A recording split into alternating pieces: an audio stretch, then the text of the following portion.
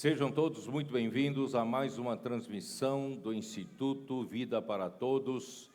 Tema geral, Filadélfia, quem tem ouvidos, ouça. Estamos na mensagem de número 3, cujo título é As dificuldades enfrentadas pelos apóstolos. A leitura da Bíblia, Apocalipse capítulo 2, versículos 4 e 5. Antes de entrar no assunto em si, ontem nós tivemos à tarde uma boa comunhão com os irmãos cooperadores e onde quando nós fomos abordar Efésios capítulo 4. Então eu gostaria de passar um pouco para os irmãos todos aquilo que nós compartilhamos ali, juntamente com os cooperadores. Capítulo 4 de Efésios, versículo 7, começa assim: E a graça foi concedida a cada um de nós, segundo a proporção do dom de Cristo.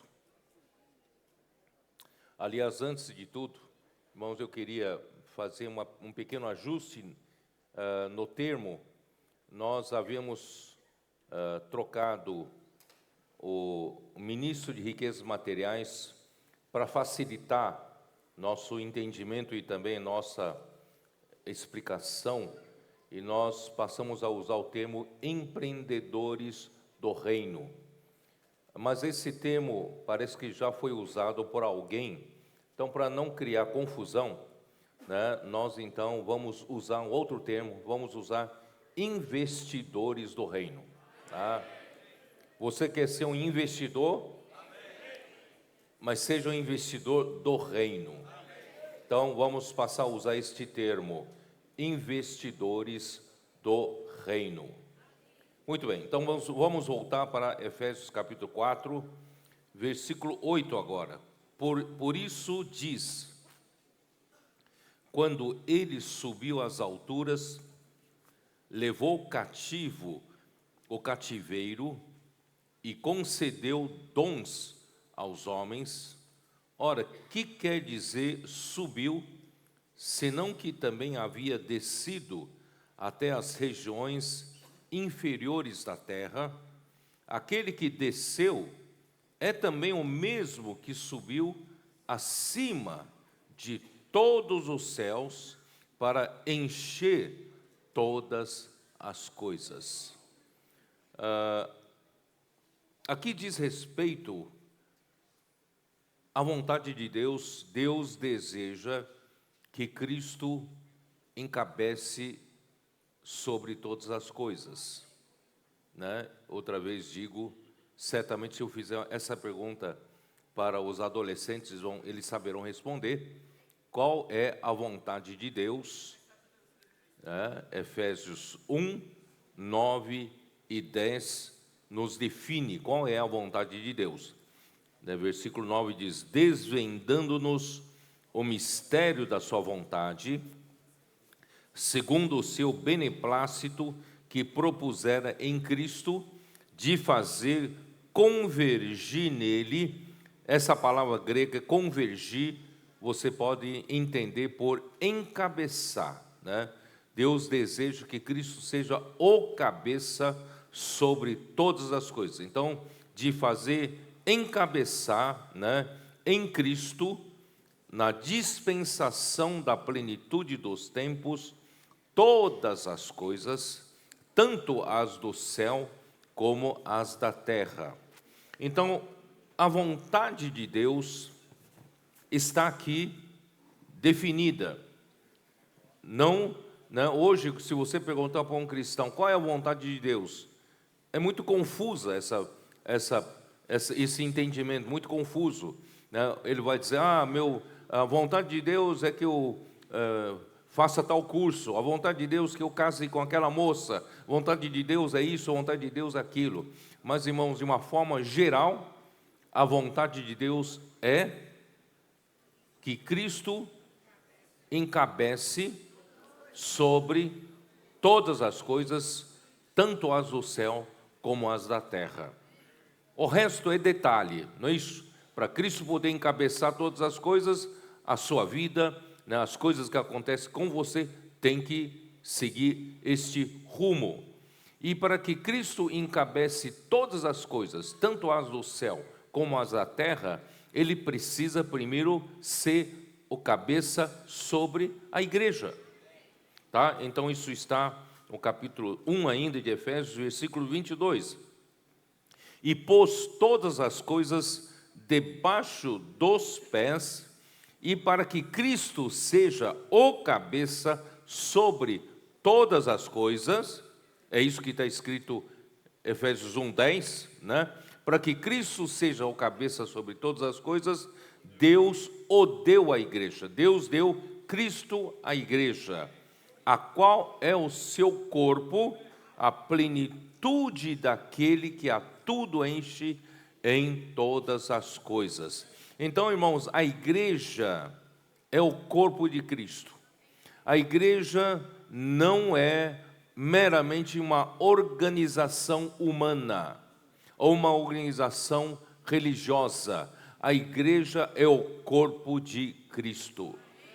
A igreja é um organismo vivo. Não é algo organizada pelo homem, mas é um organismo vivo, um corpo vivo, onde Cristo encabece, Cristo é o cabeça sobre a igreja, e Cristo precisa primeiramente encher a igreja para encabeçá-la, para que a igreja se torne a plenitude daquele que a tudo enche em todas as coisas. Vocês estão me seguindo ou não? Conseguindo entender? Para Deus, para que Cristo encabece sobre todas as coisas, ele precisa primeiro fazer Cristo encabeçar a igreja. A igreja é o corpo de Cristo e Cristo é o cabeça sobre a igreja. E a maneira de Cristo encabeçar a sua igreja, todos os membros, é enchendo cada membro de Cristo. Não é? Essa é a maneira, não é meramente por ensinamento, não é meramente, né, por mudança de comportamento, mas é por encher a igreja do próprio Cristo. Quando nós estivermos cheios de Cristo, irmãos, certamente nós estaremos tendo Cristo como nosso cabeça em todas as coisas, não é assim? Então, quando Cristo encher a sua igreja, a igreja então se tornará a plenitude daquele que a tudo enche em todas as coisas. A igreja estará pronta para cooperar com Deus, para Deus poder fazer com que Cristo seja o cabeça sobre todas as coisas, tanto as do céu como as da terra. Ficou confuso isso ou não? Então vamos voltar para Efésios 4. Aí então, o processo de Deus fazer isso é o seguinte: Deus então precisa dar dons para os homens, para que os homens, já que a igreja não é uma organização religiosa humana, já que a igreja é um corpo de Cristo, e nós precisamos receber dons de Cristo, para nós funcionarmos, cada um, como um membro do corpo de Cristo. Vocês entenderam? Por isso, há necessidade da questão de dons. Tá? Então, versículo 7. E a graça foi concedida a cada um de nós, segundo a proporção do dom de Cristo. Para eu ser um membro, eu não sou membro de uma organização morta. Eu sou membro vivo do corpo orgânico de Cristo, então eu preciso de dom para funcionar, tá? Então Deus vai me dar. Como Deus vai me dar? Através de Cristo, tá? Então Cristo teve que morrer e Deus teve que ressuscitá-lo. Quando Cristo morreu, ele desceu às regiões inferiores da terra. Por que ele teve que descer às regiões inferiores da terra?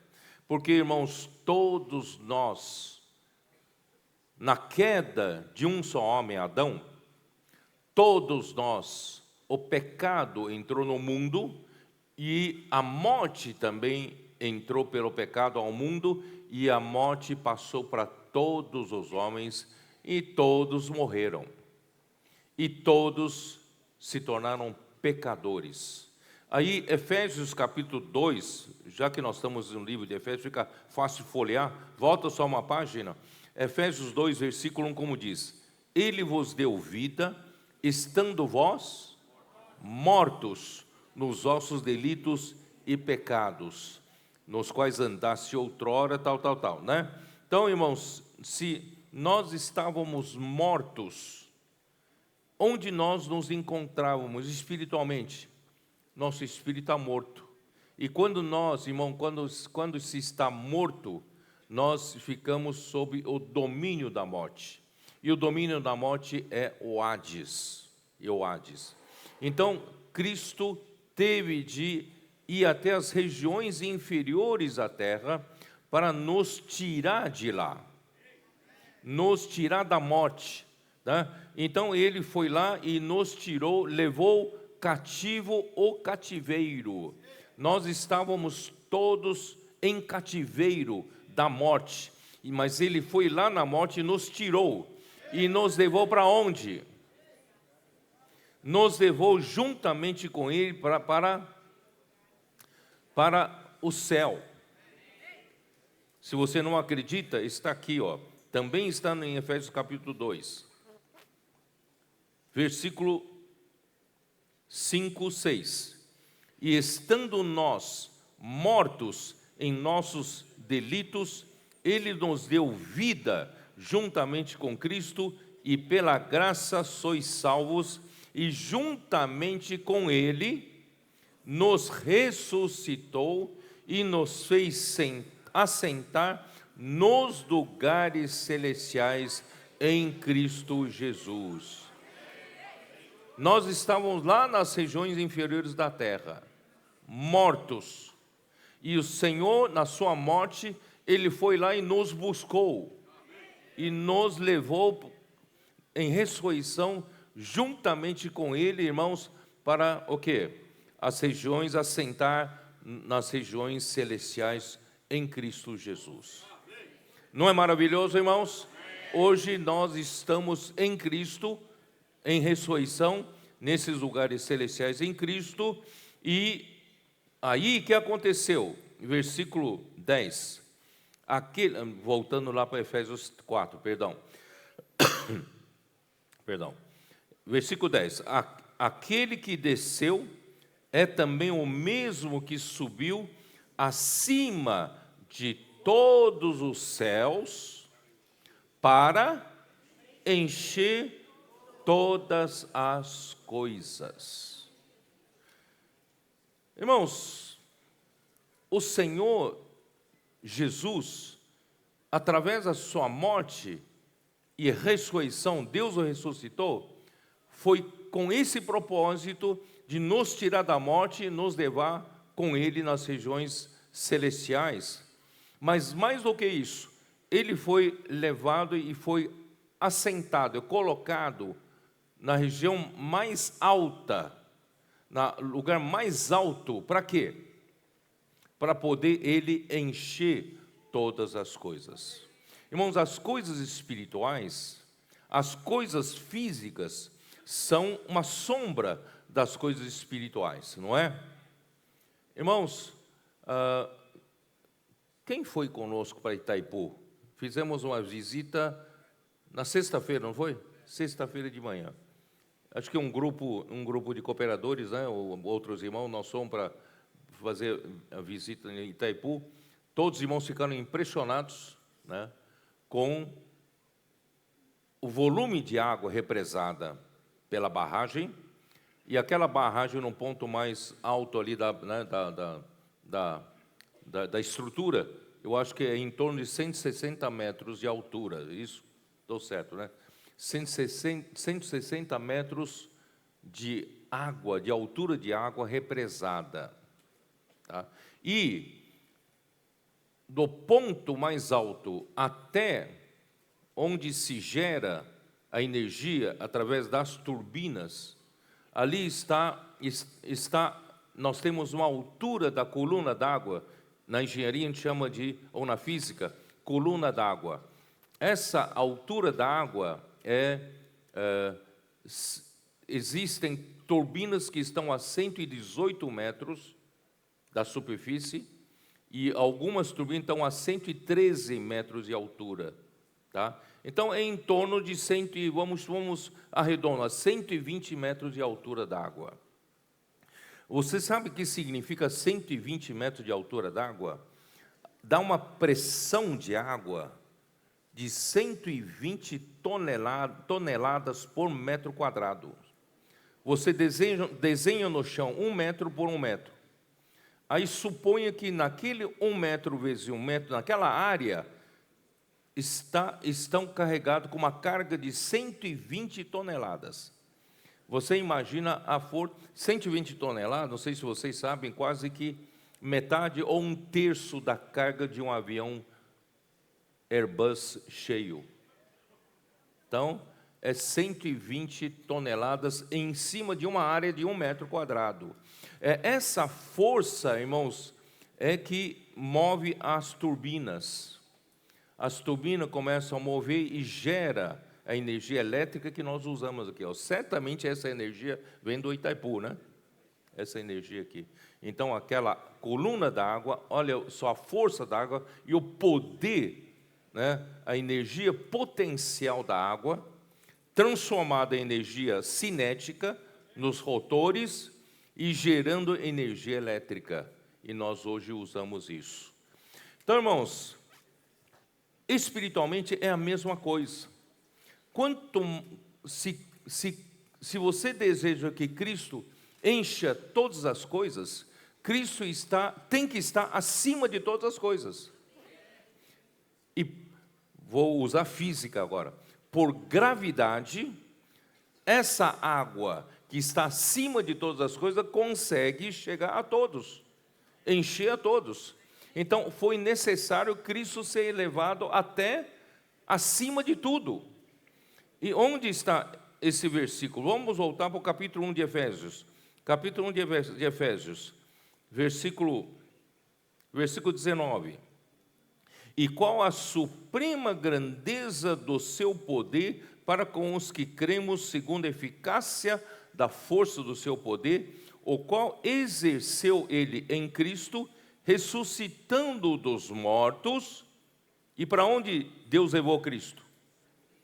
Fazendo-o sentar à sua direita onde? Nos lugares celestiais. Onde Deus está? Onde está o trono de Deus? Nos lugares celestiais? Acima de todo principado e potestade e poder e domínio e de todo nome que se possa referir, não só no presente século, mas também no vindouro. Só quando Cristo foi elevado acima de todo o principado e potestade, qualquer outra autoridade, acima de tudo, aí então ele o deu à igreja, para ser o cabeça sobre todas as coisas. Vocês entenderam? Então nosso Deus, irmãos, ele está no ponto mais alto desse universo. Claro que não é fisicamente, é espiritualmente. Ele está no ponto mais alto desse universo, ele está acima de qualquer outra potestade e poder, e ele elevou, ascendeu o nosso Senhor Jesus, homem, para essa posição mais alta. Então ele é capaz, irmãos, quem está na posição mais alta é capaz de encher todas as coisas, ou não? Onde está a caixa d'água da sua casa? No ponto mais alto da sua casa. Por quê? Porque você quer usar água em todos os pontos da casa. Então, a caixa d'água tem que estar acima de tudo. Irmãos, Cristo foi elevado por Deus acima de tudo, para poder encher todas as coisas. Onde está Deus? acho que é Isaías 57. Qual é o versículo? Ali fala: assim diz o Senhor, Ele é o alto e o sublime. Onde está isso? Isaías 57, versículo 15. Porque assim diz o alto, o sublime, que habita a eternidade, o qual tem o nome de santo, habito no alto e santo lugar. Irmãos, Deus está no ponto mais alto, espiritualmente falando, no ponto mais alto desse universo. Ninguém supera Ele. E ele elevou Cristo para esse ponto, assentado à direita dele. Por isso, irmãos, que Jesus, depois de morto ressuscitado, ele voltou aos seus discípulos.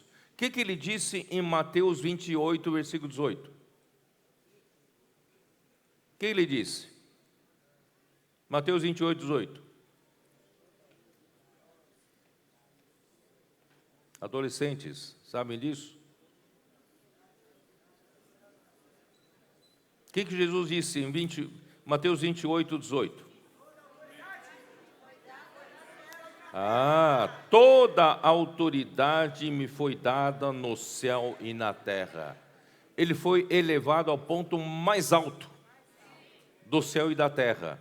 E ele ganhou a autoridade que está acima de todo principado, potestade, domínio, poder, né? Então toda a autoridade me foi dada. Aí ele veio até a igreja, entregou essa autoridade da cabeça para o corpo, irmãos, para fazer discípulo de todas as nações, para encher todas as coisas. Bom, então vamos voltar lá para eu saí muito, mas tive que sair. Vamos voltar lá para Efésios 4. Vou voltar a ler o versículo 10. Aquele que desceu é também o mesmo que subiu acima de todos os céus para encher todas as coisas. Aí sim, irmãos, aí ele fala como ele vai edificar a igreja.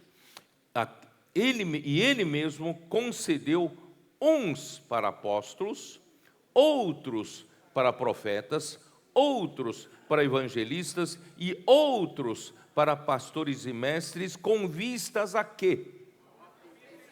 Com vistas ao aperfeiçoamento dos santos para a obra do ministério. Essa frase você vai achar na versão King James atualizada, é melhor traduzida assim, tá? Com vistas ao aperfeiçoamento dos santos para a obra do ministério. Qual é a nossa obra do ministério? É a edificação do corpo de Cristo. Irmãos, é aí que eu mostrei para os cooperadores nessa comunhão, irmãos, que Deus teve que fazer Cristo morrer, ressuscitar, nos tirar das regiões inferiores da terra, da morte, e nos colocar juntamente com Ele em regiões celestiais. Aí então Ele concedeu dons aos homens, Ele também concedeu homens com esses dons. Esses homens são quem? Apóstolos, profetas, evangelistas, pastores e mestres, não como títulos, com vistas a. Eles têm uma função. Qual é a função deles? O aperfeiçoamento de todos os santos.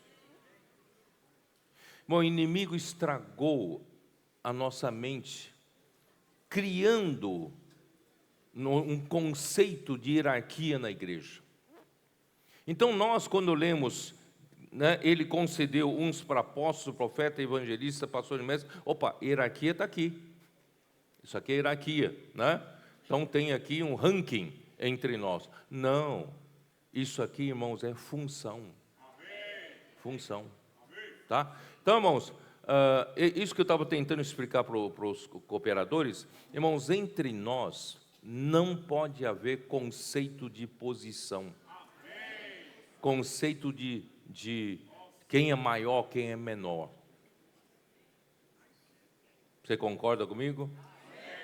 Nós temos que sair, irmãos, sair dos erros dos 19 séculos da degradação, do clericalismo, sistema clérigo e leigos, e criou-se sistema papal, né?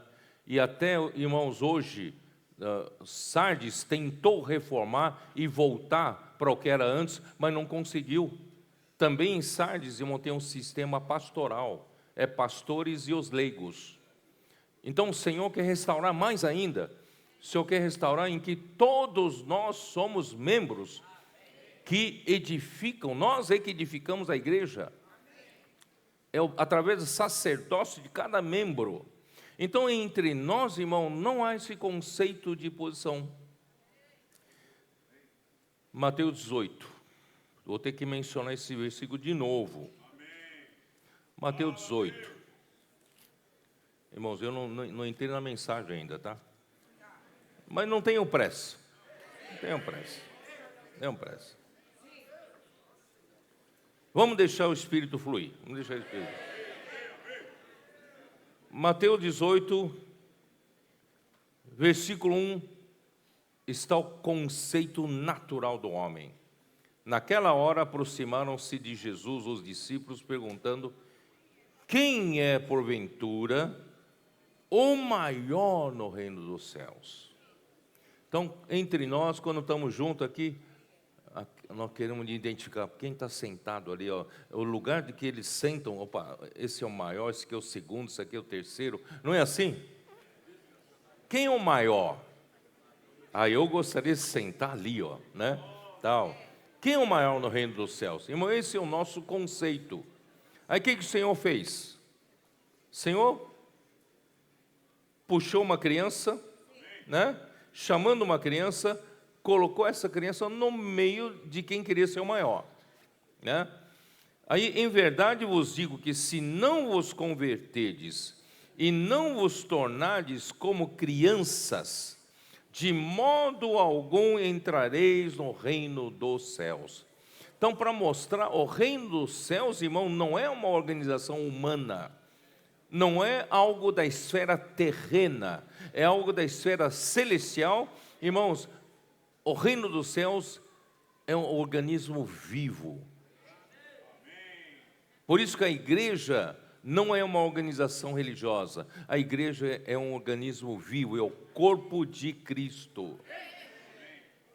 E no meu corpo não tem hierarquia. Tem hierarquia? Não tem hierarquia na minha vida, no meu corpo. Existem, mas meu corpo está bem ordenado. Não está bem ordenado? Tudo está no seu lugar, bem ordenado, em função, por causa da função, por causa do funcionamento dos membros, tá? Essa ordem é por causa da função, é para funcionamento dos membros, tá? Bom, depois eu explico mais. Se você não entendeu, não tem problema. Não. Então, é por isso, irmãos, o Senhor passou a usar nossas crianças, nossos adolescentes. Porque eles não têm conceito de posição.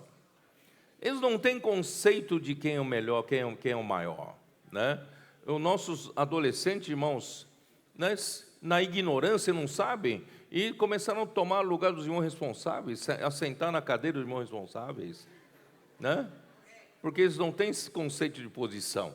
Eles não estão ali disputando ser presbítero, não. Eles não estão preocupados com isso, né, irmãos? Então, essa simplicidade, o Senhor quer nos fazer retornar para sermos como essa criança, para nós entendermos o que é o reino dos céus. No reino dos céus é diferente do mundo. Tá, vamos continuar. Portanto, aquele que se humilhar como esta criança, esse é o maior no reino dos céus. Quem se humilha se torna o maior, né?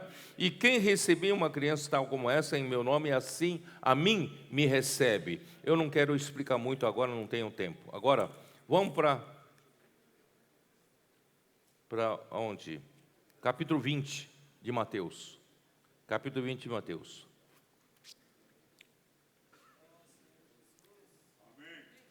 Versículo 20. A mãe de Tiago e João fez uma coisa que indignou os demais discípulos. Ela foi lá, quietinha, quietinha, foi lá pedir para Jesus: Jesus, quando vier o seu reino, permita que os meus 2 filhos, um assente à tua direita, outro à tua esquerda. Olha o conceito de posição, né? Aí Jesus, né? Eu não vou ler isso tudo, vou já direto para o versículo 22. Versículo 22. Então Jesus, chamando-os, disse: sabeis que os governadores dos povos os dominam, e que os maiorais exercem autoridade sobre eles? Não é assim entre vós. Quer dizer, nós estamos acostumados a viver em um mundo organizado. Irmãos, esse mundo tem que ser organizado, porque se não for coisa, somente, irmãos, o reino do céu é uma coisa viva. O resto tem que ser organizado. Se um governo não é bem organizado, irmãos, vai entrar em ruína.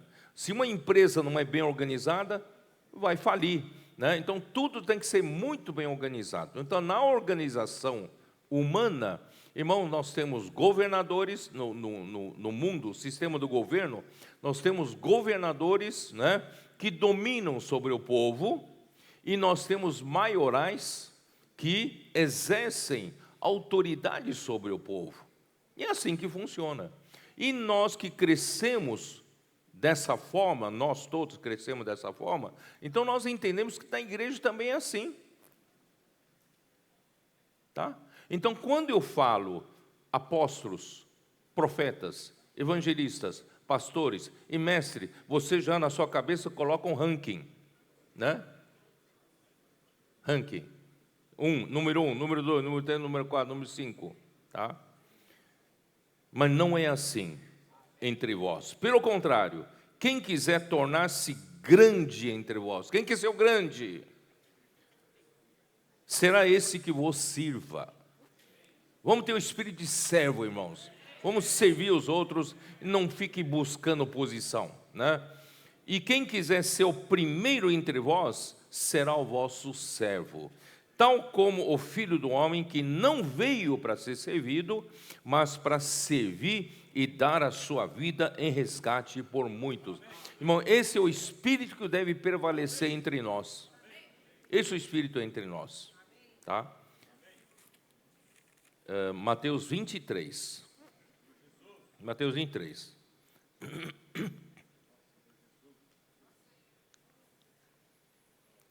Ele fala a respeito dos escribas e dos fariseus, versículo 6. Eles amam o primeiro lugar nos banquetes e as primeiras cadeiras nas sinagogas. Eles amam as saudações nas praças e os serem chamados mestre pelos homens. Ô Rabi, ô mestre, estou aqui aos seus pés para aprender, né? Então os homens gostam disso. Vós, porém, não sereis chamados mestres, porque um só é o vosso mestre. E vós todos sois irmãos. Por isso, irmão, na igreja, a gente não usa título de pastor, embora muitos tenham função de pastor, muitos tenham função de mestre de ensino da Bíblia, mas, irmão, nós não usamos como título, não como título, e nós nos tratamos uns aos outros como irmãos. Tem gente que estranha entre nós: mas até os líderes entre vocês é irmão, é tudo irmão, é por causa desse versículo. Nós somos todos irmãos. Mas como é que é isso? Se não tem organização, se não tem uma linha, como é que flui uma linha de autoridade? Como é que a coisa fica certinha? Né? Irmãos, é só olhar para o meu corpo. Não está tudo certinho? Mas eu não coloquei uma etiqueta na mão: olha, você está debaixo do antebraço, né? Eu também não falei para o antebraço: você está debaixo do braço. Não, existe uma ordem de funcionamento.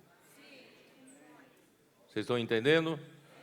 Então, na igreja não há hierarquia, mas na igreja há ordem.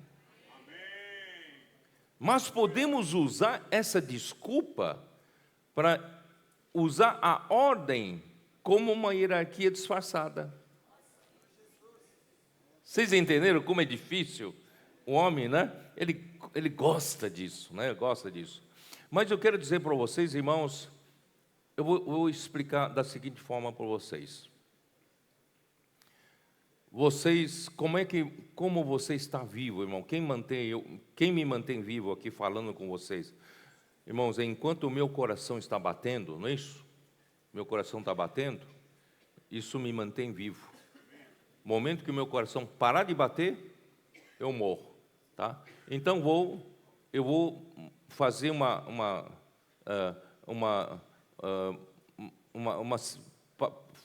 passar como um exemplo, né, para você, como é que fala? Uma analogia para vocês, tá? O coração, tá? Coração é o Senhor Jesus que quer encher todas as coisas. Embora o coração esteja aqui, mas ele, para encher tudo, ele precisa bombear. Então vamos entender espiritualmente. Cristo foi alçado acima de todas as coisas. Então ele é para encher todas as coisas. Então o coração está aqui batendo para encher todas as coisas, todos os pontos do corpo. Eu não é. Então, para ele poder encher todas as coisas, ele não tem contato direto, ele não vai direto para todos os membros. Então, o que sai do coração, irmão, sai uma artéria principal chamada aorta. Aorta. Vamos supor que essa aorta seja os apóstolos. Vocês entenderam? E depois de aorta, vem outras artérias principais. Essas outras artérias principais são profetas, e depois são mestres, são evangelistas, são pastores e mestres. Vocês estão entendendo? Então eu tenho o coração que quer bombear sangue para todos os membros, todos os cantos. Mas eu preciso o quê? Que esse coração precisa passar primeiro para a artéria principal, que é a aorta. A revelação de Jesus Cristo em Apocalipse 1:1, que Deus deseja revelar para os seus servos, mas ele notificou ao João. Então João era a aorta. Vocês estão me entendendo? Era a aorta. E como a aorta, ele tem que passar para outras artérias, que é o grupo de servos. Esse grupo de servos, irmãos, aí vai distribuindo sangue. E não para por aí, porque se só parar em profetas, apóstolos, profetas, evangelistas, pastores e mestres, irmãos, nós não teríamos como fazer todo o sangue chegar à periferia. Como é que vai chegar na minha mão só com essas artérias principais? Então, por isso, irmãos, no versículo 16 de Efésios 4, né? Versículo 15 fala assim: mas seguindo a verdade em amor, cresçamos em tudo naquele que é a cabeça, Cristo, de quem todo o corpo, bem ajustado e consolidado pelo auxílio de toda junta. Opa, aqui nós temos a aorta, outras artérias, né, principais, secundárias, mas agora temos a junta. A junta é para levar para mais lugares onde as artérias não conseguem levar, tá? Toda junta, mas depois, segundo a justa cooperação de cada parte. Então, irmãos, não só temos a aorta, nós temos artérias principais, nós temos artérias secundárias, e nós temos que distribuir até a periferia do nosso corpo. Então, nós precisamos de juntas, né? E depois nós precisamos de vasos periféricos. Senão, a minha mão entra em gangrena, não é? Eu preciso de circulação de sangue também na superfície, para manter também temperatura no meu corpo, tá? Por isso, irmão, todos são importantes. Mas não é hierarquia. É hierarquia? não é hierarquia. É para o funcionamento do corpo. Por isso, irmãos, mesmo esses irmãos que estão aqui, estão me auxiliando, os irmãos cooperadores estão me auxiliando, irmão, não é hierarquia. É para funcionamento do corpo.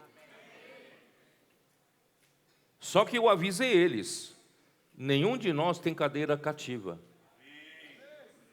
O dia que a gente perder a função, nós caímos fora. Vocês entendem? Não tem um título aqui, não temos título. Então nós temos que continuar mantendo funcionando. Aquilo onde o Senhor nos colocar, vamos continuar funcionando. Porque o dia que eu perder a função, também eu perdi o meu lugar. Porque não é hierarquia, é função. Função. Tá. Ó Senhor Jesus. Esse veneno que entrou na igreja, na história da igreja, que é clericalismo. E o Senhor já havia alertado a igreja em Éfeso: tenho a favor de ti que odeias as obras dos nicolaítas, as quais eu também odeio. As obras do nicolaíta, irmãos, é justamente permitir entrar hierarquia organizacional. Aí, irmãos, a igreja foi se degradando a partir do século II. E agora, irmãos, o Senhor quer restaurar. E o Senhor restaurou, irmãos, o amor pela palavra profética entre nós. E a palavra profética, irmão, constitui esses muros, né, que governam a igreja. A palavra profética nos dá direção. A palavra profética, irmão, é tudo para nós. Até para a gente pregar evangelho na rua, né, fazer comportagem, avançar para a África, avançar para outros países, irmãos. Essa palavra é que nos governa, essa palavra que nos dá direção, essa palavra é o nosso conteúdo. Essa palavra serve para quê, irmãos? Essa palavra serve para nos encher da verdade. Então, esse Cristo que foi elevado até o terceiro céu para encher todas as coisas. E de que maneira ele enche todas as coisas? De que maneira ele supre sangue a todos os membros? Pela palavra. Por isso que João 17, não é isso? Jesus ora para o Pai: Pai, santifica-os na verdade. A tua palavra é a verdade. Irmãos, é a única maneira de nós tornarmos uma nação santa. A igreja se tornar santa e sem defeito, irmãos, é pela palavra, pela verdade que nos é bombeado pelo sangue. O sangue, então, por isso, irmão, Cristo está nos enchendo através da palavra, através do sangue, estamos enchendo da verdade. E o sangue não só traz a vida de Deus, a verdade de Deus, o sangue também remove as toxinas, remove o lixo de nós, não é? Então, Efésios, eu sou obrigado a entrar aqui de novo em Efésios 5, não é isso? Ó Senhor Jesus. Efésios 5, versículo 26, para que a santificasse, tendo-a purificado por meio da lavagem de água pela palavra. Então a palavra está fazendo esse trabalho, está nos removendo, irmão, nos lavando, tirando todas as toxinas do velho homem, velha criação, ambição, conceito de hierarquia, conceito de posição, disputa pelo cargo. Irmão, o Senhor precisa limpar isso de nós. Irmãos, o Senhor está querendo fazer uma igreja, aqui para apresentar a si mesmo uma igreja gloriosa, sem mácula, nem ruga, nem coisa semelhante, porém santa e sem defeito. Irmão, o Senhor quer tirar de nós todo conceito de posição, todo conceito de disputa, quem é o maior, conceito de popularidade, conceito de fama. Irmão, o Senhor quer tirar tudo isso de nós. Nós somos membros do corpo de Cristo. Nós estamos deixando Cristo nos encher para que nós sejamos da plenitude daquele que a tudo enche em todas as coisas. Ó Senhor Jesus. Posso terminar por aqui, amigo? Pode terminar. Hein?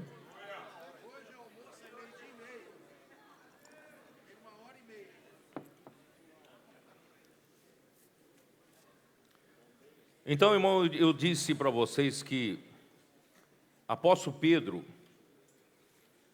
ele foi o primeiro apóstolo no Novo Testamento, né, que o Senhor Jesus começou a usar como o canal no Novo Testamento, tá? Então, quando ele levantava para falar, ele levantava juntamente com os 11. Então, os 12 levantavam, mas ele era o ministro da palavra, ele era quem falava, né? Então, ele finalmente entendeu que o Senhor Jesus não foi embora, não. O Senhor Jesus prometeu estar com eles até a consumação dos séculos, e de fato o Senhor Jesus estava com eles. Mas de que maneira você identifica que o Senhor Jesus estava com eles? É quando, né, o Senhor coloca a palavra na boca de Pedro. E tudo que Pedro falava, irmãos, executava a obra de Deus. Então, aquela primeira igreja, a igreja de Jerusalém, se firmou, se confirmou, se multiplicou por causa da palavra profética de Pedro, tá? Estou certo ou não estou certo? É assim que, irmãos, assim que foi, né? A igreja foi gerada no dia de Pentecostes e seguia pela liderança, né, de Pedro. E eu li para vocês isso, Atos capítulo 2, versículo 42, né? E estabeleceu um modelo maravilhoso para nós seguirmos, irmãos, que é o ensinamento. A igreja perseverava, né, no ensinamento dos apóstolos e na comunhão. Hoje é a mesma coisa, irmão, só tem uma voz de comando, né? O Senhor fala e nós temos comunhão em cima do que o Senhor fala. E principalmente, irmão, não é para nos tornarmos bons faladores de mensagem, não, para nos tornarmos executores da ordem, porque a palavra de Deus sempre é uma ordem. E assim, irmãos, o Senhor prosperou na Judeia, né, naquele primeiro tempo, tá? Mas eu não tenho tempo de explicar muito, infelizmente, irmãos. Aí entraram muitos sacerdotes também aceitaram a fé, e também outros que eram, né, vamos dizer assim, da liderança dos judeus, também se converteram. Irmãos, infelizmente, alguns deles não conseguiram deixar para trás o conceito do judaísmo, e queriam adaptar, né, a vida da igreja com a prática do judaísmo. E essa pressão era muito forte, a ponto, irmãos, que a aceitação da liderança de Pedro em Jerusalém foi ofuscada pelos que defendiam, né, a prática do judaísmo na igreja. Podemos ver rapidamente Atos capítulo 11, versículos 2 e 3.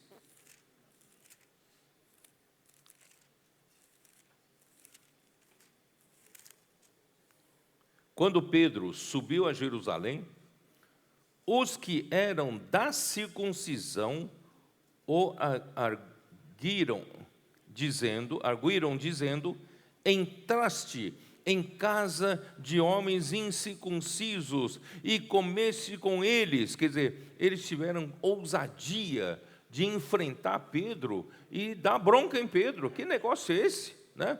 Aí, no capítulo 15, versículo 1, né? Alguns indivíduos que desceram da Judéia ensinavam aos irmãos: se não vos circuncidardes segundo o costume de Moisés, não podeis ser salvos. E versículo 5: insurgiram-se, entretanto, alguns da seita dos fariseus que haviam crido, dizendo: é necessário circuncidá-los e determinar-lhes que observem a lei de Moisés.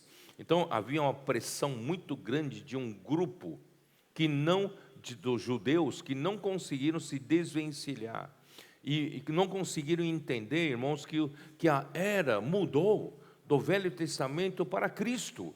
Agora é Cristo, não é mais a prática da circuncisão, da observância da lei de Moisés. Irmãos, Cristo nos libertou do jugo da lei. Gálatas deixa muito claro isso, né? Só que, irmãos, foi muito difícil essa pressão para Pedro, não foi Pedro, né? E Tiago, ele se tornou, Tiago não é o Tiago, irmãos de João, apóstolo. Esse Tiago que aparece agora em Atos de Apóstolos, era irmão de Jesus. Ele era um homem piedoso, a própria Bíblia diz, ele era um homem piedoso, e só que, irmãos, ele não tinha clareza sobre essa mudança de dispensação, a tal ponto que ele se tornou o porta-voz desse grupo que era a favor, né, do judaísmo, né, adaptado à igreja. Tá? Então, o que aconteceu? Pedro perdeu força e Tiago ganhou força, né? Vamos ler aqui, ó, Atos 15, vocês vão ver como Tiago, né, versículo 13. Depois que eles terminaram, falou Tiago, dizendo: irmãos, atentai nas minhas palavras. Expôs Simão como Deus, primeiramente, tá? Eu não vou me gastar muito tempo nisso, mas aqui, ó, versículo 19, ele fala assim: pelo que julgo eu, não devemos perturbar aqueles que dentre os gentios se convertem a Deus, mas escrever-lhes que se abstenham das contaminações dos ídolos, bem como das relações sexuais ilícitas, da carne de animais sufocados e do sangue. Porém, Moisés tem em cada cidade, desde tempos antigos, que o pregam nas sinagogas, onde é lido todos os sábados. Quer dizer, ele falou, então, não vamos impor aos gentios que creram no Senhor, os que estão vivendo a vida da igreja, não vamos impor que eles, né, façam a prática de circuncisão, nem de observância da lei de Deus, vamos deixar eles livres. Mas aqui não disse nada para os judeus que creram, que viviam em Jerusalém. Quer dizer, aqui nós vamos continuar observando a lei, aqui nós vamos continuar, né, sob pressão dos que querem impor a circuncisão, né? Então vamos continuar no judaísmo, né, irmãos? Isso fez com que Pedro não tinha mais espaço ali. Pedro era porta-voz, e quando não tem palavra, irmãos, não tem obra de Deus. Pedro não tinha mais espaço para falar. Tanto é que eu vou provar isso, quando chega em Atos 21, versículo 17,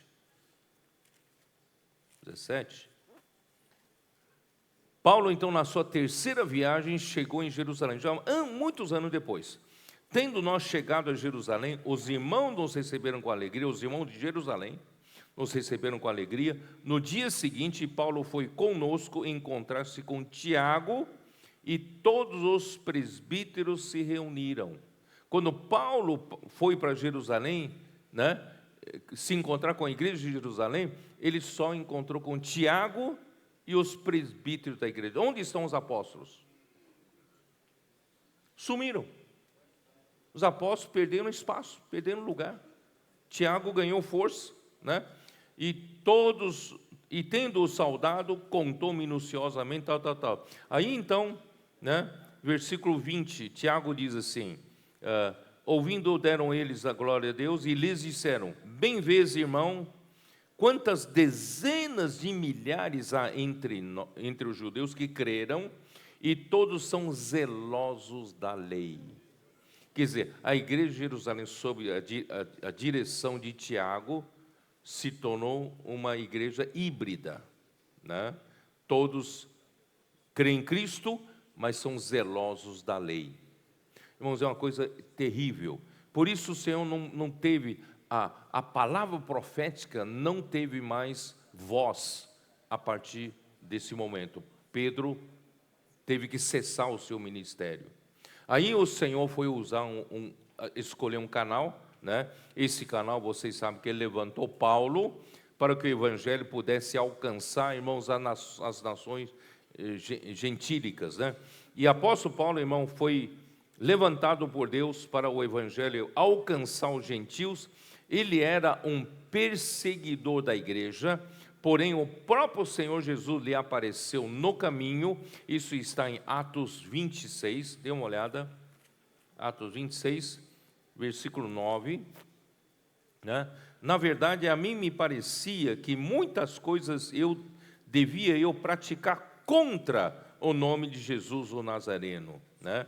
E assim procedi em Jerusalém, havendo eu recebido autorização dos principais sacerdotes, encerrei muito dos santos nas prisões, e contra estes dava o meu voto quando os matavam. Quando matavam esses, eu dava minha voto, sim, pode matar, né?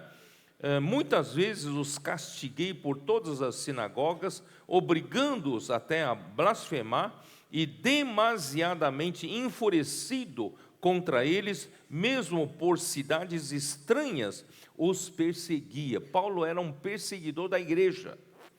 Com estes intuitos, parti para Damasco, levando a autorização para principais sacerdotes e por eles comissionado. Ao meio-dia, ao rei, indo eu caminho fora, vi uma luz no céu, mais resplandecente que o sol, que brilhou ao redor de mim e dos que iam comigo. E caindo todos por terra, ouvi uma voz que me falava em língua hebraica: Saulo, Saulo, por que me persegues? Dura coisa é recalcitrares contra os aguilhões. Então eu perguntei: quem és tu, Senhor?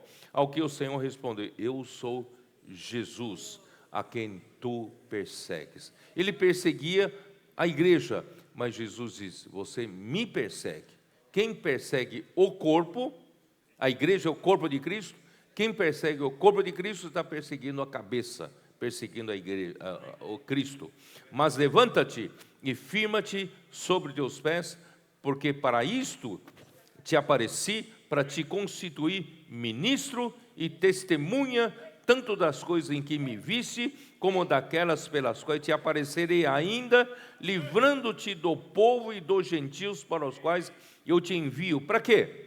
Para lhes abrires os olhos e os converteres das trevas para a luz e da potestade de Satanás para Deus, a fim de que recebam eles remissão de pecados e herança entre os que são santificados pela fé em mim. Então Paulo foi o vaso escolhido. Para isso está Atos 9:15, ele foi um vaso.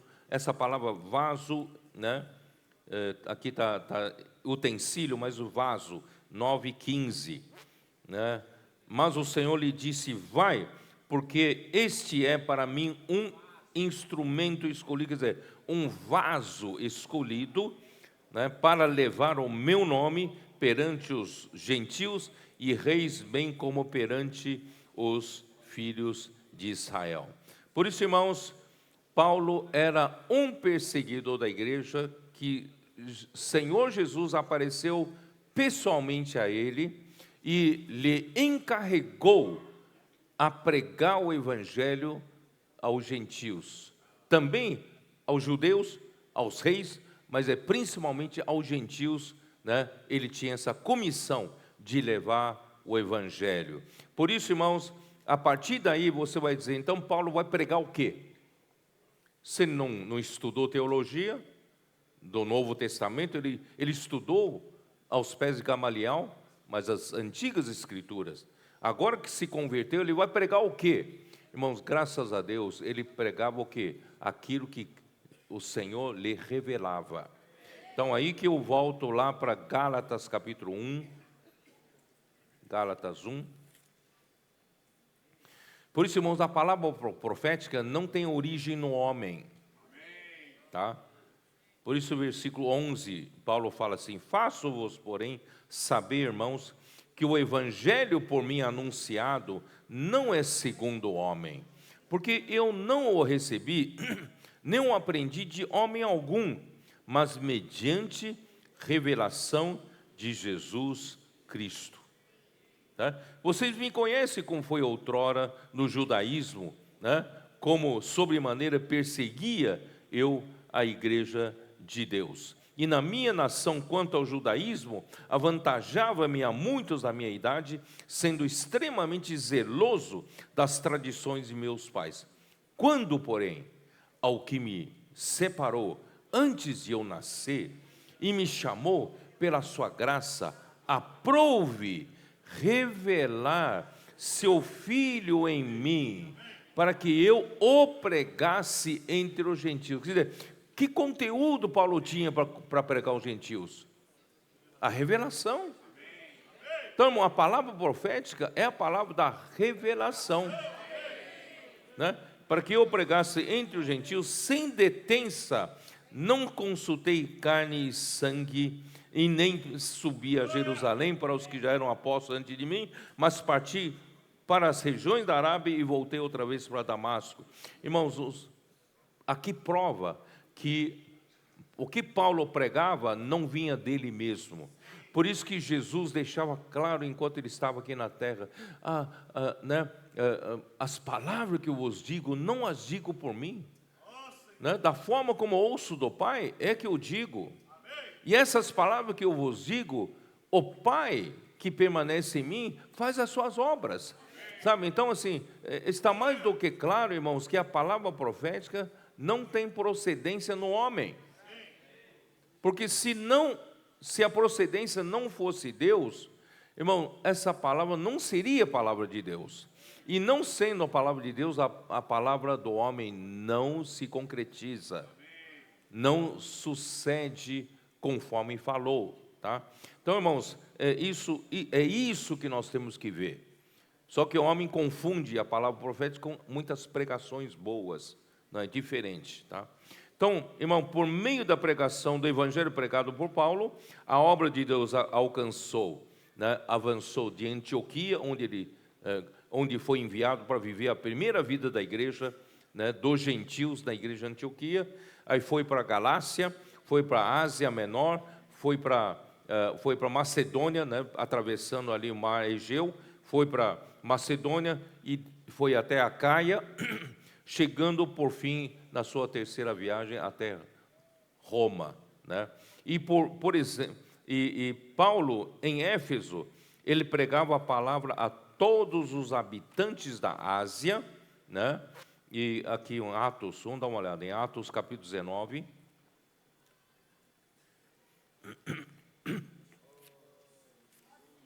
Atos 19.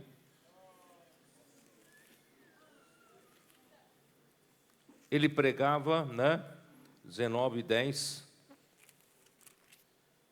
Durou isto por espaço de 2 anos, dando ensejo a que todos os habitantes da Ásia ouvissem a palavra do Senhor, tanto judeus como gregos. No versículo 20, assim a palavra do Senhor crescia e prevalecia poderosamente. Irmãos, é a palavra do Senhor. Aqui não fala a palavra de Paulo. A palavra do Senhor crescia e prevalecia poderosamente. Então, irmãos, era evidente que o Senhor realizava a sua obra por meio da palavra, e pela palavra, Paulo exercia a liderança na igreja. Irmãos, muitos falam, né, que os apóstolos, né, vão para cada cidade, pregam o evangelho, levanta igrejas e depois institui presbítero e entrega aquela igreja local para os presbíteros cuidarem, e nunca mais os apóstolos interferem na vida da igreja, né? Não tem mais autoridade sobre ela. Isso é mentira. Não é verdade, tá? Paulo, como apóstolo, tinha autoridade nas igrejas que ele levantou, tá? 1 Coríntios 12, 28, dê uma olhada. 1 Coríntios 12, 28. aqui mostra a liderança dos apóstolos. A uns estabeleceu Deus na igreja, primeiramente apóstolos, em segundo lugar profetas. Irmãos, eu quero deixar claro pela explicação que eu dei na introdução da mensagem, esse não é hierarquia, é liderança na função, tá certo? Primeiro lugar, os apóstolos, é aquela artéria aorta, tá? E depois, e também em todas as igrejas, o apóstolo tinha autoridade, não é isso? Em 1 Coríntios 7, por exemplo, versículo 17,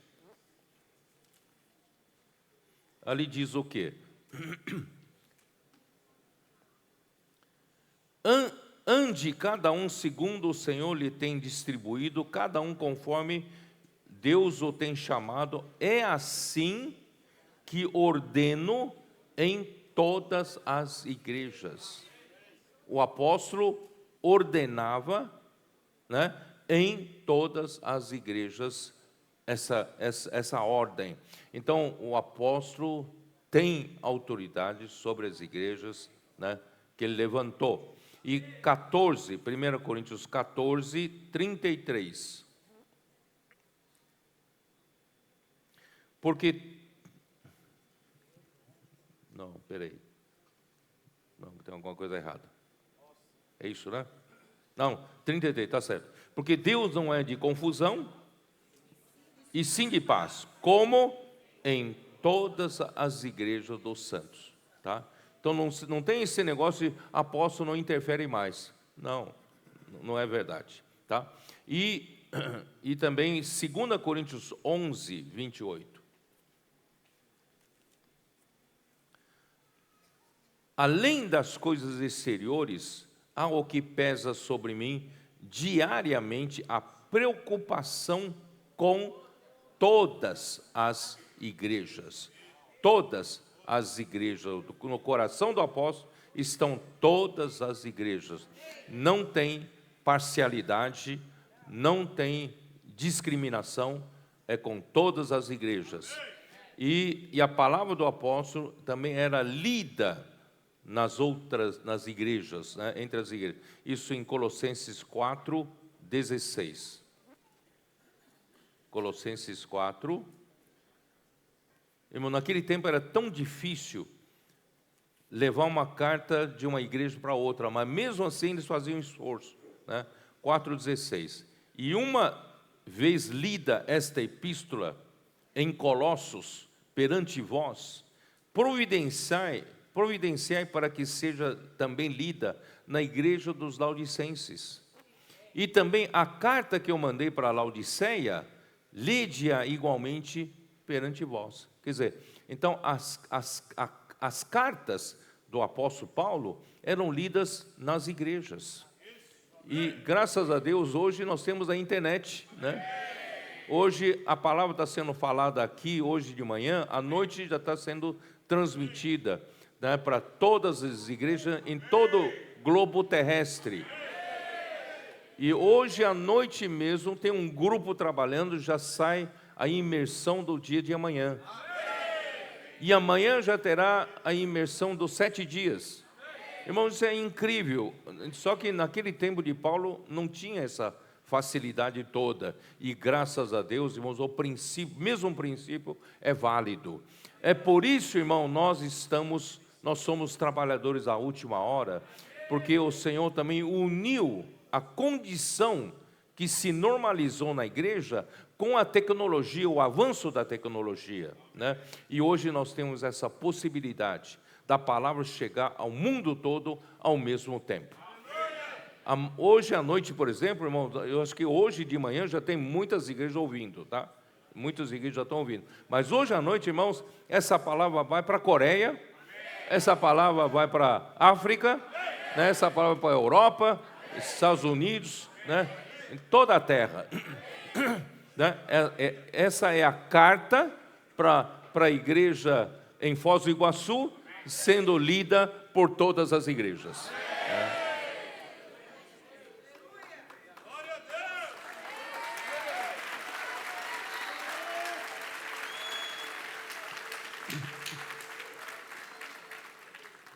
Como o título da mensagem é as dificuldades que os apóstolos enfrentaram, então, a partir daí, irmão, eu vou mostrar claramente, irmãos, as dificuldades que Paulo enfrentou, né?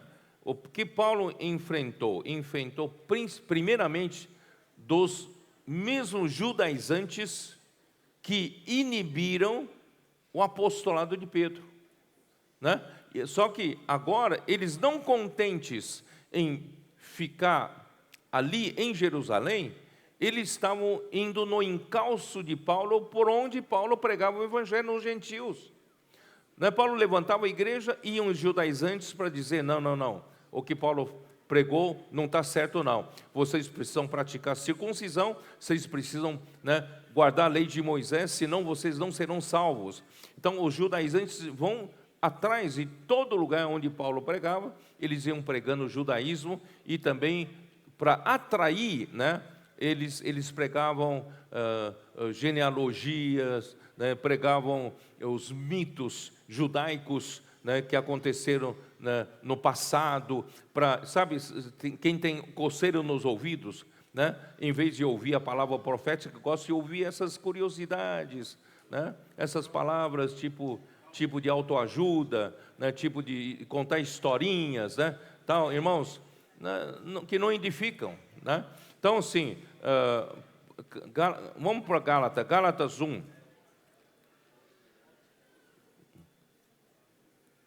Gálatas 1, versículos 6 e 7. Como Paulo fala.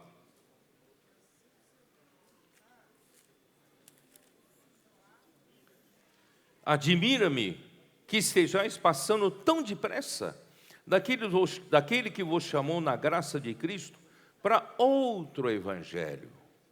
Irmão, o que é outro evangelho? O próprio Paulo explica.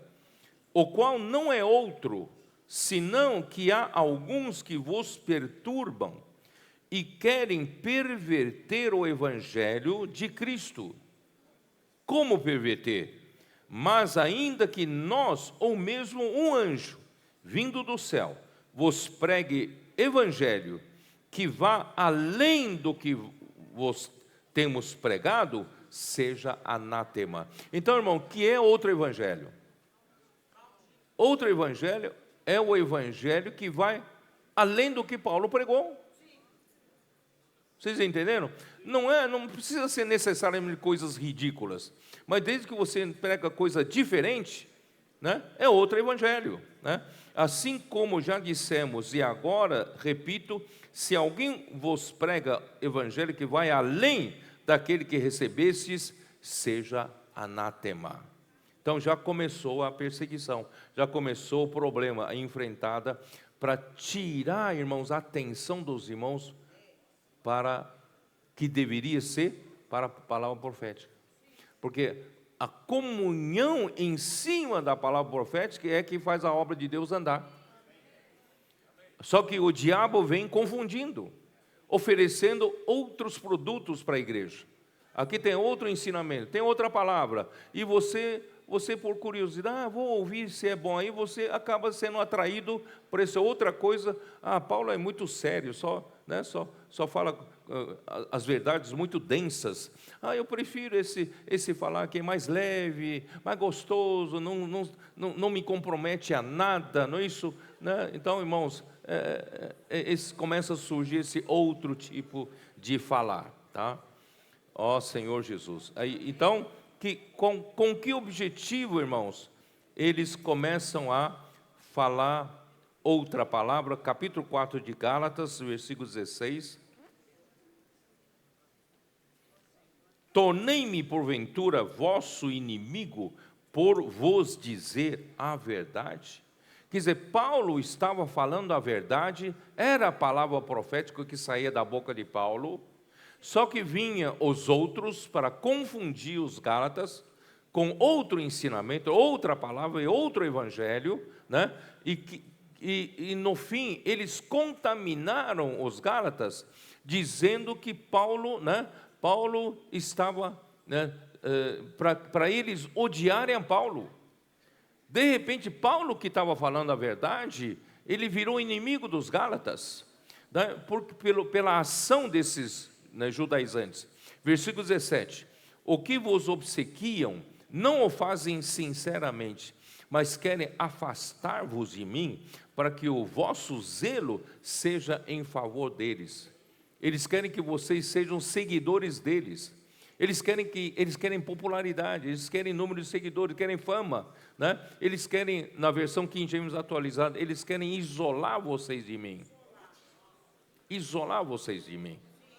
Irmãos, Paulo já ali logo no começo enfrentou esses problemas. Por isso, irmão, olha como é importante a palavra profética e como o inimigo tem atacado desde o começo. Só que, irmãos, a dificuldade de Paulo que ele enfrentava não era somente com os judaizantes. Todos esses lugares que ele percorreu, desde Antioquia, entrando na Galácia, na Ásia Menor, atravessou o mar Egeu, foi para Macedônia, Acaia, né? E todos esses lugares, irmãos, eram claro, do Império Romano, mas o Império Romano, né, dominou a Grécia, mas não dominou a cultura grega. Aquela região toda, apesar de estarem debaixo do Império Romano, mas todos eles tinham influência grande da cultura grega. E a cultura grega, você sabe qual é? Você sabia que a democracia saiu da Grécia? Então, a Grécia, na verdade, não era um império, não era um país, eles eram cidades-estado. Cada cidade era uma cidade-estado independente, só que eles tinham uma coisa em comum, é que todos falavam a mesma língua grega e todos praticavam a cultura grega. E qual era a cultura grega? Eles foram os primeiros a preconizarem a democracia. Então, que é na cabeça deles? Todas as cidades gregas tinham uma praça grande no centro. Essa praça grande é chamada de Ágora. E nessa praça grande, onde estavam todas as principais instituições governamentais, e estavam os principais mercados, né? E também ali no meio da praça havia um lugar para as pessoas falarem, pregarem, né, as suas teorias filosóficas.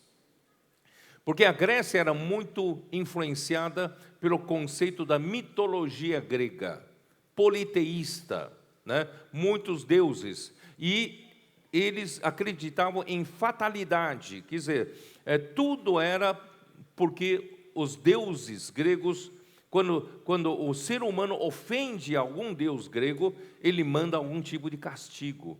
Então, para aplacar a ira desses deuses gregos, eles tinham que oferecer sacrifícios, adoração a esses ídolos. E tudo era por fatalidade.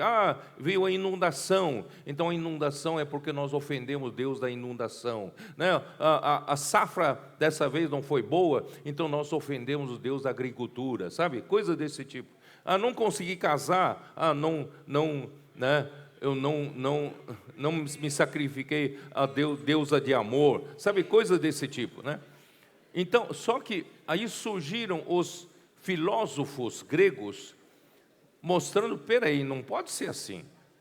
Não é coisa tão, né? Tão empurrar tudo para os deuses, não.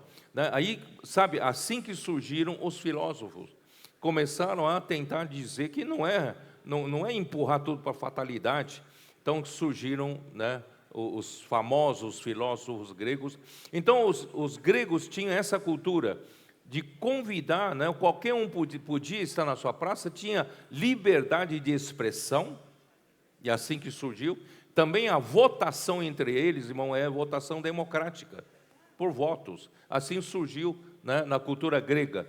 Então, irmãos, os filósofos que querem apresentar sua linha de filosofia, eles tinham liberdade de percorrer cidades da Grécia e apresentar. E o povo tinha liberdade de escolher a linha filosófica que ele quiser escolher, né? Assim, sei lá, é que nem aqui no Brasil, torcedores de futebol, né? Aí surgiram os corintianos, os flamenguistas, os são paulinos, não sei o que, tá. Então, cada um, eu sou mais por Aristóteles, eu sou mais por, tal. Então, irmãos, sim, agora, irmãos, aí surge a igreja. A igreja não é assim, cada um pode falar o que quer, não. Aí, Paulo veio falar para não falar diferente. Paulo apresentava o evangelho, apresentava a verdade. Aí veio outro, essa tem que falar a palavra profética. Aí começa a oposição. Que negócio é esse? Por que na igreja não é democrática, não há democracia, não é qualquer um pode falar? Vocês entenderam? Aí veio, aí eles começaram a deixa eu ler aqui, mas na igreja de Deus é diferente. O Senhor dá revelação ao seu vaso escolhido, e essa palavra se torna um ensino dos apóstolos, o qual dá direção às igrejas e governa as igrejas e promove a unidade entre eles. Irmãos, olha só que coisa maravilhosa. Se todas as igrejas estão praticando essa palavra profética, você sabia que você não tem nem consciência disso, mas se um dia você for para vários países da África, eles estão acompanhando a palavra profética, irmão, você vai perceber que você é um com eles, eles são um com você. Você nunca viu eles na vida. E quem que promove a unidade? É a palavra. Não precisa ir muito longe, não, entre nós aqui. Quem promove a unidade entre nós? A gente fala a mesma coisa, pensa a mesma coisa, desfruta a mesma coisa, temos unidade entre nós. E quem promove a unidade? É a palavra. Se abrir para a democracia, um fala assim, outro fala assim, não vai ter nunca unidade na igreja. Então, graças a Deus, o Senhor é muito sábio, tá? 1 Coríntios 1, vamos dar uma olhada. Aí, então, entre os gregos começou a haver partidos, Capítulo 1, versículo 10. Rogo-vos, irmãos, pelo nome de nosso Senhor Jesus Cristo, que faleis todos a mesma coisa. Graças a Deus, nós falamos a mesma coisa, E que não haja entre vós divisões, antes sejais inteiramente unidos na mesma disposição mental e no mesmo parecer, na mesma opinião. Pois a vosso respeito, meus irmãos, fui informado pelos da casa de Cloe de que há contendas entre vós. Refiro-me ao fato de cada um dizer: eu sou de Paulo, eu sou de Apolo, e eu de Cefas, e eu de Cristo. Aí formaram 4 partidos. Acaso Cristo está dividido? Foi Paulo crucificado em favor de vós? Ou fosse porventura batizado em nome de Paulo? Dou graças a Deus, porque a nenhum de vós batizei, exceto Crispo e Gaio, para que ninguém diga que fora que fosse batizado em meu nome. Ó Senhor Jesus. Bom, capítulo 3, versículo de 1 a 4. Eu, porém, irmãos, não vos pude falar como a espirituais, e sim como a carnais, como a crianças em Cristo. Vocês estão acostumados com a cultura grega, vocês querem democracia na igreja. Não é assim na igreja. Leite vos dei a beber, não vos dei alimento sólido, porque ainda não podíeis suportá-lo, nem ainda agora podeis, porque ainda sois carnais. Porquanto, havendo entre vós ciúmes e contendas, quando tem partido, tem ciúmes e contendas. Mesma coisa que briga de torcida, sem sentido, certo? Para que isso? E não é assim que sois carnais e andais segundo o homem? Quando, pois, alguém diz, eu sou de Paulo e eu de Apolo, não é evidente que andais segundo os homens? Quem é Paulo, quem é Apolo? Bom, não vou continuar lendo isso. Então, por esse motivo, irmão Paulo escreveu para os Coríntios, capítulo 1, versículo 17, Porque não me enviou Cristo para batizar, mas para vos pregar o evangelho, não com sabedoria de palavra, para que não se anule a cruz de Cristo, né? Isso eu já li ontem, né? Eu vou deixar que vocês, né, leiam isso. Então, versículo, por exemplo, capítulo 2, versículo 1, diz assim: Eu, irmãos, quando fui ter convosco, anunciando-vos o testemunho de Deus, não o fiz na ostentação de linguagem ou de sabedoria. Quando os filósofos gregos iam, irmão, usavam ostentação de linguagem, usavam, né, palavra de sabedoria, mas aqui, irmão, se fala a palavra de Deus. É segundo a revelação de Deus. Não precisa usar artifícios humanos. Não precisa usar de técnicas de eloquência humana, nem de retórica. Irmão, nós somos fiéis ao que o Senhor quer falar e falamos tão somente como o Senhor quer falar. Porque decidi nada saber entre vós, senão a Jesus Cristo e este crucificado. E foi em fraqueza, temor e grande temor que estive entre vós. A minha palavra e a minha pregação não consistiram em linguagem persuasiva de sabedoria, mas em demonstração do Espírito e de poder. Irmãos, a palavra profética tem mais do que mostrado para nós, irmãos, é uma demonstração do Espírito, demonstração de poder. Para quê? Para que a vossa fé não se apoiasse, né, em sabedoria humana. Esse homem falou bonito, te emocionou, então a sua fé se apoia na sabedoria humana. Não deve se apoiar na sabedoria humana, mas se apoiar no poder de Deus. A palavra de Deus é o poder de Deus, né? Então, irmãos, o inimigo de Deus então usou esses diversos ensinamentos, tanto dos judaizantes como da cultura grega, né, para questionar o monopólio das palavras de Paulo às igrejas. Por que só Paulo, né? Então o apóstolo foi fiel ao Senhor, fiel a Cristo, em falar a verdade para a igreja, mesmo sendo acusado de usar de astúcia. Está em 2 Coríntios 4, dá uma olhada. Quando Paulo escreve, irmãos, tem algum motivo atrás, sabe? Você lê a Bíblia, você tem que entender que tem algum motivo quando Paulo fala assim. Olha aqui, capítulo 4, versículo 2 de 2 Coríntios.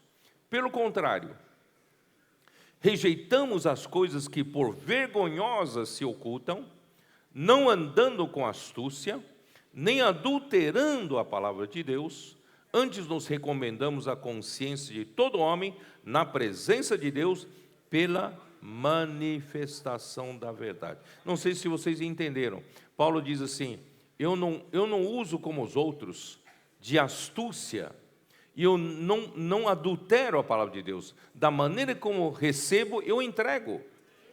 Eu não fico floreando, não fico mostrando para vocês, né, que eu sei usar linguagem persuasiva, de ostentação de linguagem. Não, eu entrego da maneira que eu recebi. Sabe, então ele era fiel, não adultera a palavra de Deus, e tudo que ele fala, irmãos, recomenda a consciência de todo homem, né, na presença de Deus pela manifestação da verdade. Quer dizer, tudo que ele fala era verdade. E você pode confirmar na sua consciência diante de Deus. Sabe, quando você ouve a palavra que é a verdade, na sua própria consciência, Deus confirma. E essa palavra arde o seu coração. Faz arder ou não faz arder no seu coração? Por quê? Porque essa palavra vem de Deus e traz a verdade para você. 2 Coríntios 6:8. 6:8. Irmãos, Paulo era tido como enganador por esses seus opositores. Difamaram tanto ele, falaram tanto de mal contra ele, calúnias, tudo, né? Paulo se tornou um enganador, né? Por isso que Paulo fala assim em versículo 8: por honra e por desonra, né? Eu tenho sido honrado pelos irmãos que conhecem a verdade, mas também desonrado pelos meus opositores, né? Por infâmia e por boa fama. Infâmia, os que caluniaram, divulgaram má fama de mim, mas também por boa fama, como enganadores. Irmão, acho que isso é pior que tem. Como enganadores sendo verdadeiros. Sabe, como se você estivesse enganando. Né? Olha só, né, os da Corá, falando para Moisés: Moisés, que negócio é esse? Todo o povo é santo, cada um do povo é santo. Você quer se fazer de especial sobre o povo? Por que você se eleva sobre o povo? Moisés não tinha nem essa cabeça. Né? Depois os de Datã e Abirã falando: você quer ser príncipe sobre nós? Sabe? Então esses que são usados pelo Senhor são atacados por Satanás. Né? Geralmente Satanás quer levá-los a entender que Paulo está querendo enganá-los, sendo enganadores, mas ele era verdadeiro. Tá? Então a intenção de Satanás era corromper a mente. Isso está em 2 Coríntios 11, né? 2 Coríntios 11, muito simples aqui, versículo 3. Mas receio que assim como a serpente enganou a Eva com a sua astúcia, assim também seja corrompida a vossa mente e se aparte da simplicidade e da pureza devidas a Cristo. Irmão, nós passamos por uma tempestade, né? Infelizmente, alguns foram contaminados e perderam a simplicidade para com o Senhor, e perderam a pureza para com o Senhor. Aí, irmão, quando você perde isso, seu coração endurece. Quando o seu coração endurece, palavra nenhuma atinge mais você. A palavra que nos traz tanta alegria, para eles é uma palavra de alguém que está querendo enganá-los, sabe? Então, irmãos, nós temos que manter-nos simples. Não permitir que Satanás corrompa a nossa mente. Toda vez, irmão, que você perdeu a simplicidade, ficou complicado, de repente, você se descobre que você está crítico. Irmão, cuidado com isso. Quando você, de repente, se tornou crítico, você está vendo erros e falhas e coisas que os outros não estão vendo. Os seus olhos se abriram, né? Você ainda quer alertar os outros: você não está vendo isso, não? Você não está vendo aquilo, não? Irmãos, você já perdeu a simplicidade. Você perdeu a pureza. Quando Adão e Eva comeram da árvore do conhecimento do bem e do mal, qual foi o primeiro efeito? Os seus olhos se abriram. Esse abrir dos olhos não é bom, irmãos. É perder a simplicidade, é perder a pureza devido a Cristo. Por isso, irmãos, eu já fui contaminado pela morte uma vez, quando muito jovem. Irmãos, nunca mais, eu falei para o Senhor: Senhor, nunca mais me deixe perder a simplicidade. Eu quero manter-me simples para com o Senhor até o final da minha vida. Por isso, irmão, não deixe que Satanás contamine você e fazer com que você corrompa a sua mente e perder a simplicidade e pureza diante do Senhor. Ó Senhor Jesus. Acho que eu vou terminar. Não, acho que eu vou terminar, porque... Ó Senhor Jesus.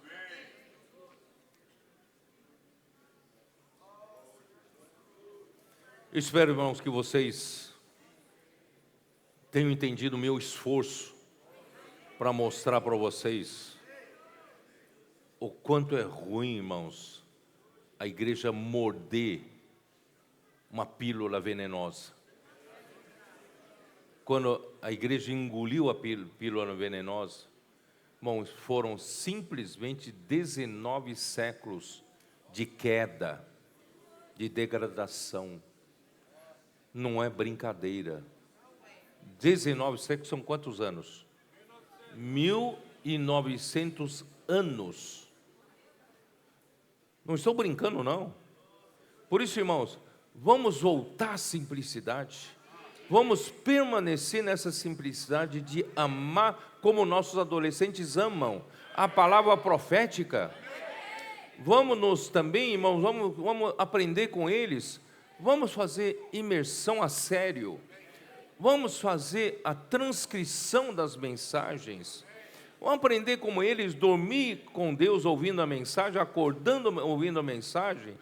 E mesmo indo para a escola, irmãos, eles estão constituídos da palavra. A verdade está inculcada no coração deles. Irmãos, a vida deles está mudando. Irmãos, a igreja toda pode entrar nessa esfera. Não vamos deixar que o inimigo complique a nossa mente. Não vamos perder a simplicidade e a pureza. Não permitamos que o inimigo corrompa a nossa mente.